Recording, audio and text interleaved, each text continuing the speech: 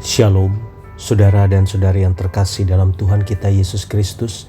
Marilah kita luangkan waktu beberapa menit untuk berkencan dengan Tuhan saat ini, agar dari hari ke hari kita semakin dekat dengan Tuhan, sehingga hidup kita semakin diberkati dan menjadi berkat. Bacaan dari surat kedua Rasul Paulus kepada jemaat di Korintus, bab 7 ayat 10. Sebab duka cita menurut kehendak Allah menghasilkan pertobatan yang membawa keselamatan dan yang tidak akan disesalkan. Tetapi duka cita yang dari dunia ini menghasilkan kematian. Demikianlah sabda Tuhan, syukur kepada Allah. Saudara dan saudari yang terkasih dalam Tuhan kita Yesus Kristus, perjalanan hidup kita adalah seperti sebuah proses. Seperti sebuah benda yang begitu indah dan berharga mahal, harus melalui suatu proses yang tidak mudah, diolah, diremukkan, dan dibentuk. Karena itu kita harus melewati berbagai tekanan, kesulitan, masalah, penyakit, dan juga penderitaan, dan kesemuanya itu terkadang membawa kita kepada duka cita.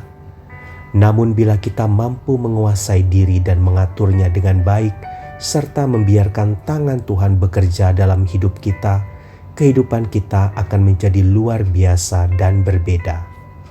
Saudara dan saudari yang terkasih dalam Tuhan kita Yesus Kristus, Tuhan tidak menghendaki kita bersedih atau berduka karena masalah yang ada. Justru Dia ingin memakai duka cita yang kita alami ini sebagai sarana yang membawa kita pada sebuah kehidupan yang lebih baik lagi. Maka itu firman-Nya mengatakan, "Berbahagialah orang yang berduka cita, karena mereka akan dihibur." Matius 5 ayat 4. Tidak semua bentuk duka cita dapat membawa kebaikan.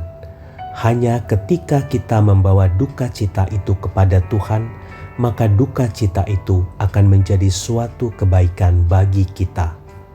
Tanpa adanya perasaan duka cita dan penyesalan, tidak akan pernah ada pertobatan. Dan tanpa pertobatan, kita pun tidak akan pernah menerima anugerah pengampunan dan kasih karunia dari Tuhan. Saudara dan saudari yang terkasih dalam Tuhan kita Yesus Kristus, mari kita bawa semua permasalahan dan kesulitan hidup ini kepada Tuhan, dan biarlah Dia yang menyelesaikannya dengan caranya dan bukan dengan cara kita. Tuhan Yesus memberkati. Marilah kita berdoa. Dalam nama Bapa dan Putra dan Roh Kudus. Amin.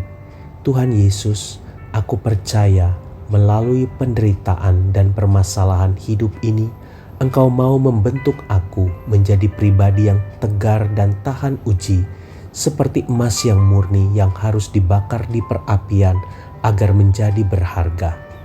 Kini kuserahkan semua beban hidupku padamu ya Tuhan. Selesaikanlah semuanya dengan cara-Mu dan bukan dengan caraku. Amin. Dalam nama Bapa dan Putra dan Roh Kudus. Amin.